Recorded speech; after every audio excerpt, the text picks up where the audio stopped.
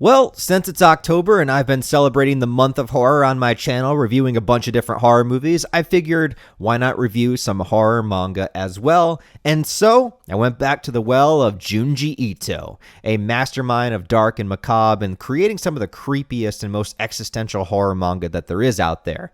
From cosmic to just down, dirty, and gritty, Ito does not really have any misses yet that I've read. So, keeping with the theme of the month and horror, what better manga to check out than Junji Ito's own interpretation of Frankenstein? Obviously, Frankenstein is one of the most recognizable and iconic horror properties that there are out there, originally created as a novel by Mary Shelley way back in 1818, more than 200 years ago, which is wild to think about. Since then, there's been countless amounts of adaptations and interpretations of that story, so I was really curious what Junji Ito was going to do with it, and he doesn't disappoint. Basically, I feel like it gives you all the best moments that you would expect to be in a Frankenstein story, but also with the specific style of artwork and existential dread that Ito creates, it's a really unique version just all on its own. The coolest thing to me is that the entire story is basically from Frankenstein's perspective, and of course I mean Frankenstein, the scientist, not the monster. There's always this endless discussion about what to call the monster. Look, in most cases, if you call the monster Frankenstein, I don't really care. Besides, that's what the entire franchise is based on. It's an easy frame of reference. But yes, technically, the doctor is Frankenstein, and that's what the title of the original novel is referring to. In the beginning of the manga, a group of men are sailing near the North Pole and they see a giant in the distance. And then they stumble upon a sickly man in the snow. And that man reveals himself to be Frankenstein. And he begins telling his life story to them, heading into a narrated flashback taking us through all of the horrific events that he goes through. Even though the manga is not terribly long, it does a good job fleshing out Frankenstein's childhood and his relationship with Elizabeth, as well as his relationship with his friend Henry. As he grows up, he becomes more and more obsessed with science and its possibilities, trying to gain as much knowledge as possible, and soon beginning to do his own experiments.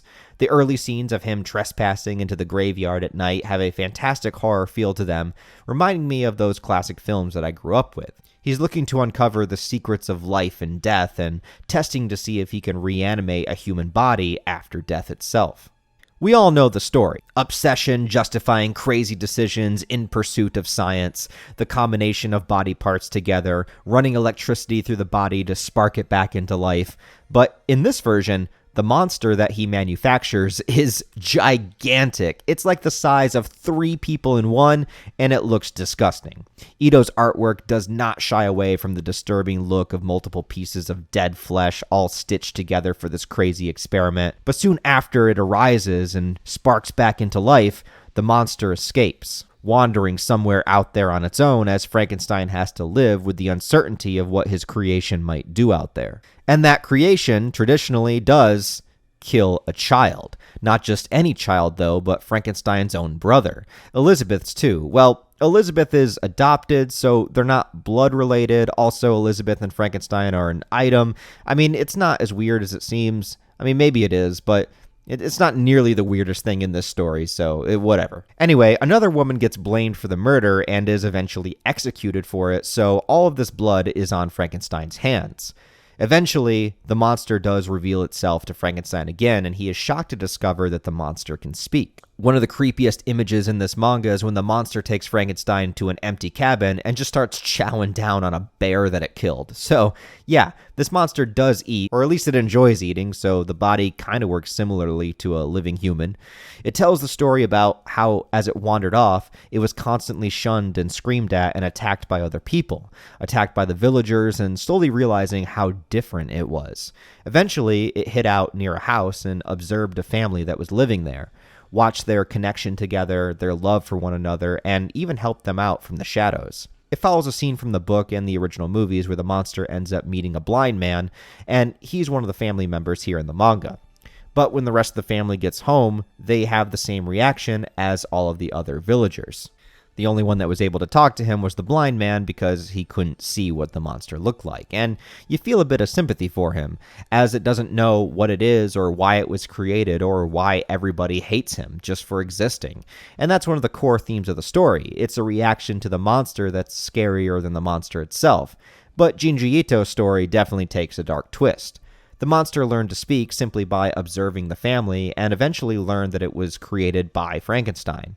Hating that it was an abomination and could not experience love, just watching others have love, it began to enrage it. The boy was killed for that reason, because he was happy and had people that loved him. Yeah, Frankenstein was just jealous about it. And after that, the monster demands that Frankenstein creates a bride for him, a woman as deformed and horrible as he is. That's kind of a relatable moment. Don't we all just kind of want that deep down? But for real, it's the intense desire for companionship and ultimately the evil that comes from the fear of being alone and being shunned by everybody. So do we create the monster by how we react, or is a monster just destined to be a monster from birth? I don't know. It's something to think about. Not wanting to cause any more death, Frankenstein eventually complies, and against his own wishes, returns to digging up graves in order to construct a bride.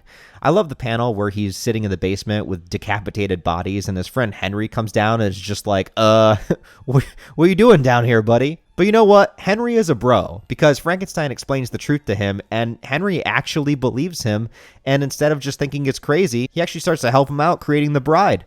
That's a real friend right there. Another fucked up part is that the scientists aren't able to find a female head still intact, so the monster gives them a severed head of a girl named Justine, who was the one that was framed for the boy's murder, basically implying that the monster set her up on purpose so that she would die and then be the face of the bride. But just like in the traditional versions of the story, once the bride is created and reanimated, she hates the monster just as much as everybody else. How many of you guys have ever smiled at a girl like this and then got this reaction? That's some real shit. Anyway, she attacks the monster, and so the monster is forced to kill her in defense, and then the paranoia builds as it blames Frankenstein for this, assuming that he built her with the intent to kill him, and so now he vows revenge, telling Frankenstein that he will kill all of his loved ones, and the fucked up thing is, he does. Henry is the first to go, then Frankenstein's father, and ultimately, the monster kills Elizabeth too. And just look at this. Frankenstein discovers the corpse of the girl that he loves, and the monster is just staring at him through the window, laughing at him. What the fuck? Talk about adding insult to injury. That is just horribly cruel. But that brings us full circle, as the catalyst for Frankenstein's never-ending quest for the monster is what brought him towards the North Pole, where he was found in the opening of the story. But the journey exhausted him and broke him too far, and he eventually passes away aboard the ship. The manga ends on yet another tragedy as the ship leaves without getting the monster, and the monster is left alone and forced to realize, with Frankenstein dead, nothing and nobody else out there in the world knows who or what he is. His revenge is complete, but he will continue to live potentially forever, all alone, forced to feel nothing but isolation and fear and paranoia, solving nothing, but destroying so much. It's an absolutely depressing story from any angle that you want to look at it from, and that's what makes it horrific, and thus, it's a perfect candidate to review for this month of horror. If you guys have read the Junji Ito Frankenstein story, what do you guys think about it? What do you think about it in comparison to the original story? What do you think about it for a Junji Ito story? I liked it quite a bit. It was a short, sweet, fun read, and definitely fitting for this month of horror. So let me know what you guys think about it down below. Also, please like the video and comment to help it out in the algorithm. And if you want to support the channel on a deeper level, I do have Patreon, channel memberships, all that stuff in the description below, along with the various social media links where you can follow me. Other than that, guys, hope you have a wonderful rest of your day, and I'll talk to you next time.